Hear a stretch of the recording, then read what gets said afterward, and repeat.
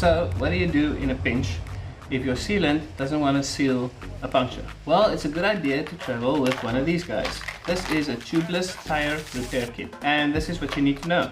So inside of your tubeless repair kit, you will get these little rubber worms that are nice and sticky. I don't know what else to call them than worms. You do also get them in different sizes depending on what the size of the puncture is. You will get some rubber solution. There's a little tool here that acts like a fork. You thread the little rubber worm through here and then you stick it into the hole. In most repair kits you will get a little spike like this. Notice that it's nice and rigid over here. You use this as a file so that you can file the puncture area, and this will help this little rubber worm to stick to it more easily. And then when you have sealed the puncture with the rubber worm, you have this nice sharp knife that you can just cut any excess rubber off and then make it nice and flush.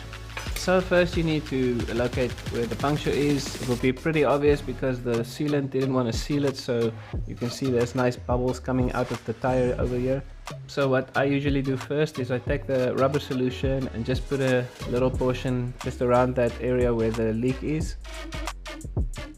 Now you can take that spike and stick it right in that hole and then filing that area so that it gets nice and grippy.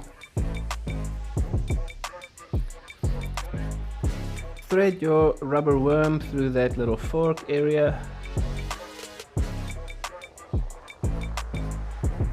Have the rubber worm ready to stick in.